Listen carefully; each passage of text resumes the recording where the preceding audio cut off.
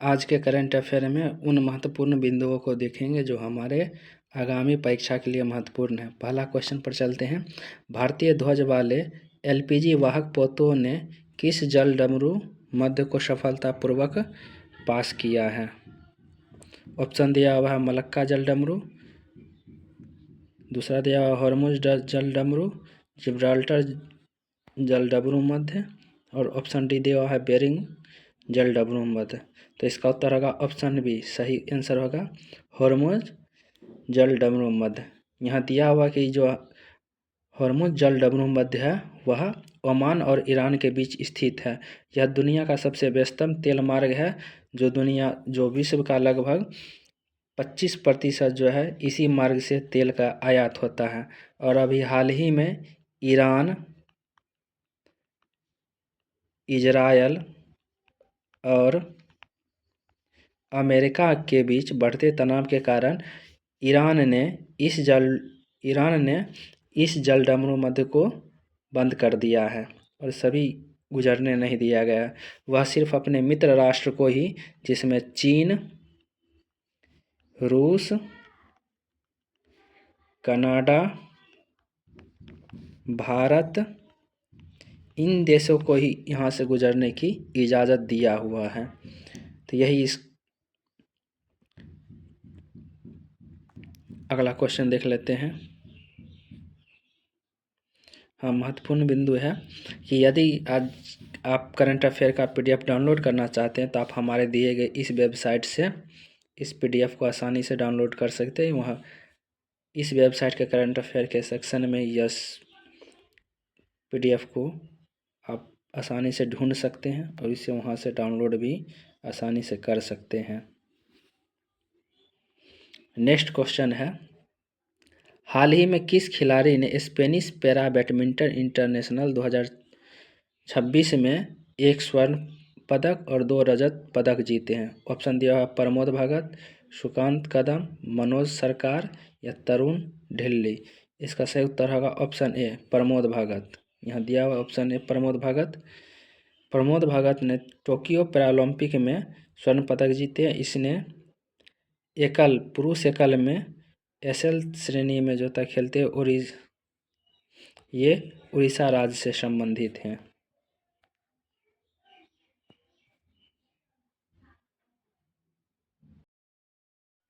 अगला क्वेश्चन है, जनगणना 2027 की पहली चरण की शुरुआत कब हुई? 1 जनवरी 2026, 1 मार्च 2026, 1 अप्रैल 2026 या 1 मई 2026? इसका सही उत्तर होगा 1 अप्रैल 2026। 1 अप्रैल 2026 से 16वीं जनगणना जो है शुरू हो गई है। यह पहली बार डिजिटल डेटा संग्रह एक बड़े पैमाने पर करेगा। यह इसकी पहली विशेषता है। यह प्रथम बार पहली डिजिटलकरण जनगणना है। नेक्स्ट क्वेश्चन देखते हैं।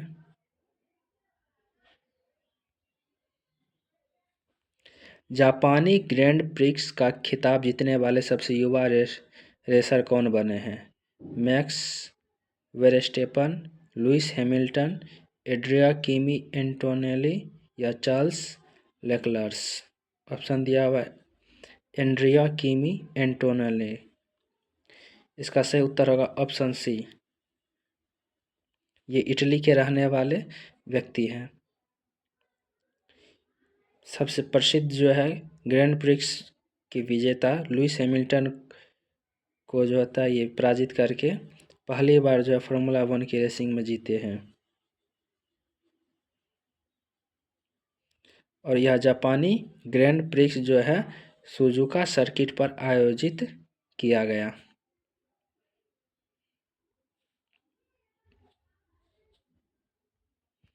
नेक्स्ट क्वेश्चन है, द्वीप शक्ति अभ्यास कहाँ आयोजित किया गया? ऑप्शन दिया हुआ लक्षद्वीप, अंडमान निकोबार, गोवा या मुंबई। इसका सही उत्तर होगा ऑप्शन बी, अंडमान निकोबार। इसमें थल सेना, नौसेना और वायुसेना तीनों का संयुक्त सैन्य अभ्यास किया गया है। और द्वीप शक्ति का उद्देश्य क्या था? इसका उद्देश्य था हिंद महासागर के क्षेत्र में सुरक्षा मजबूत करना। और यह जो है एकमात्र त्रिसेवा कमान अंडमान निकोबार द्वीप में ही स्थित है। यहाँ से भी क्वेश्चन पूछ सकता है कि भारत के तीनों सेनाओं का जो होता है कमान कहाँ स्थित है, ये तो यह अंडमान निकोबार द्वीप समूह में स्थित है। नेक्स्ट क्वेश्चन देखते हैं।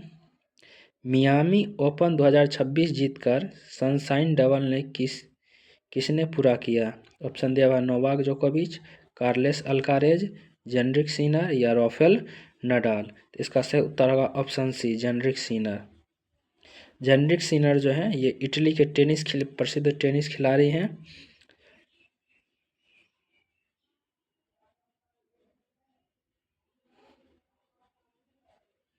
और एक प्रमुख शब्द आता है सनशाइन डबल।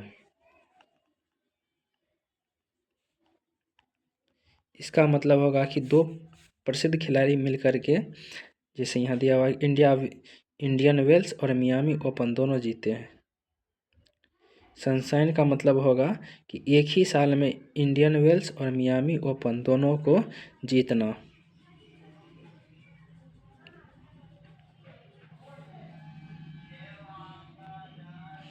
अगला क्वेश्चन है, चंद्रिका प्रसाद संतोखी किस देश के पूर्व राष्ट्रपति थे? ऑप्शन दिया हुआ गुयाना, फिजी, मॉरिशस या सूरीनामा। इसका उत्तर होगा सूरीनामा। सही उत्तर है सूरीनामा। यह भारतीय मूल के जो है नेता थे। इनका उपनाम चैन संतोखी भी है। और जो सूरीनामा देश है ये दक्षिण अमेरिकी द्वीप में स्थित एक देश है। और यहाँ की जो भाषा है वह डच यहाँ की आधिकारिक भाषा है।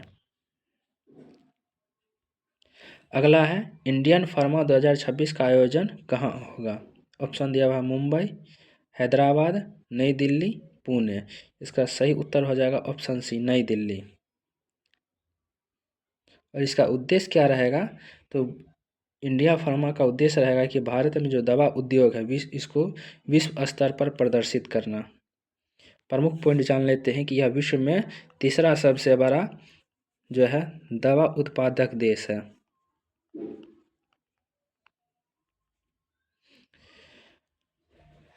और यह जो है इंडिया फार्मा जो यह रसायन और उर्वरक मंत्रालय के द्वारा यह आयोजन किया गया है।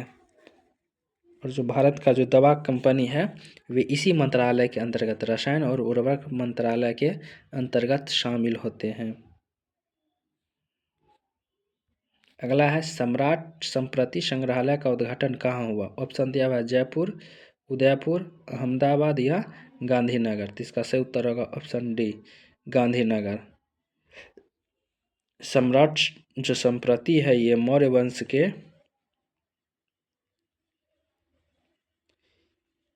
शासक रहे थे। और इनका जो है मौर्य वंश के संस्थापक अगर हम बात कर लेंगे तो चंद्रगुप्त इनके संस्थापक थे।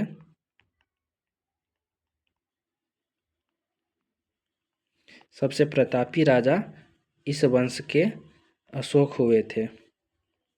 और ये अशोक के पोता यानी पौत्र ही संप्रति हैं। इन्होंने जैन धर्म के प्रचार में महत्वपूर्ण भूमिका निभाई थी। और सम्राट संप्रति संग्रहालय गांधीनगर में स्थित है। अगला देख लेते हैं, CPM COP15 की बैठक कहाँ हुई? अमेरिका, भारत, दक्षिण अमेरिका या ब्राज़ील। यह ब्राज़ील में हुआ है। इसे जो है COP15 को बोन कन्वेंशन के नाम से भी जाना जाता है। यहाँ पर जो प्रमुख चर्चा हुई थी वह प्रवासी पक्षी और जानवरों को सुरक्षित रखना। अगर हम CMM COP15 की अगर हम बात करेंगे तो यहाँ पर जितने भी प्रवासी जानवर हैं और जंगली जानवर हैं यहाँ पर इनकी संरक्षण के लिए यह आयोजित होता है। यहाँ दिया भी है, यह जंगली जानवरों और प्रवासी प्रजातियों के संरक्षण के लिए है।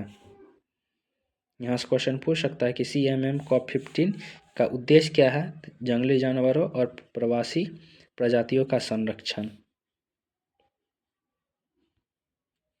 अगला क्वेश्चन देख लेते हैं।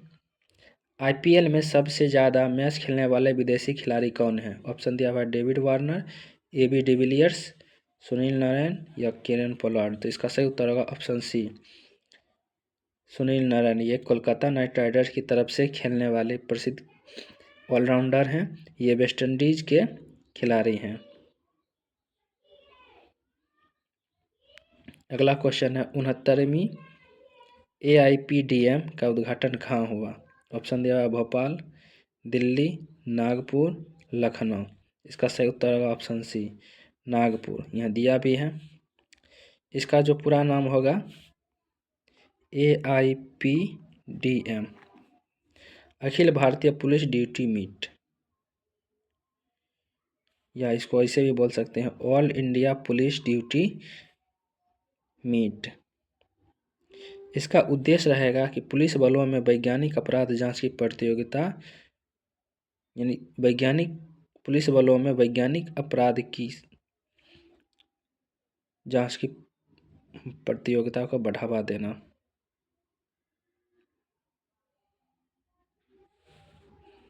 और इस मेजबान शहर बना है नागपुर। अगला क्वेश्चन है पहला डुअल बैंड इंफ्रारेड सेंसर किस देश ने विकसित किया? अमेरिका, चीन, रूस या जापान। इसका उत्तर होगा ऑप्शन डी, जापान। इस डुअल बैंड इंफ्रारेड सेंसर जो है यह दो अलग अलग फ्रीक्वेंसी पर गर्मियों का पता चलता है। इसका उद्देश्य होगा मिसाइल हमलों से बचना और अंतरिक्ष अनुसंधान में। इसकी सबसे प्रमुख बिंदु है, यह प्रमुख विशेषता है कि यह घने कोहरे में भी साफ देखने में सक्षम है। अगला क्वेश्चन है प्रहार लाइट मिशन गन किस कंपनी ने सौंपी? DRDO, HAL, Tata advance system या अडानी डिफेंस। तो इसका सही उत्तर होगा ऑप्शन डी, अडानी डिफेंस। यह जो है मेक इन इंडिया के तहत बनाया गया है। यह मशीन गन अत्यधिक हल्की और मारक क्षमता में सटीक होती है।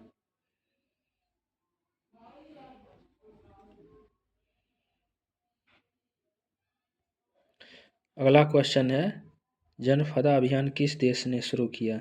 इराक, सीरिया, ईरान या अफगानिस्तान। इसका उत्तर होगा ऑप्शन सी, ईरान। यह एक सबसे बड़ा जन स्वयंसेवक अभियान है। यह अपनी राष्ट्रीय सुरक्षा और आंतरिक मजबूती के लिए किया गया है। और यह इसलिए किया गया है कि जो वर्तमान स्थिति में जो क्षेत्रीय राजनीति में जो उथल पुथल शुरू हुआ है, इसी को देखते हुए जन दफा अभियान शुरू किया गया।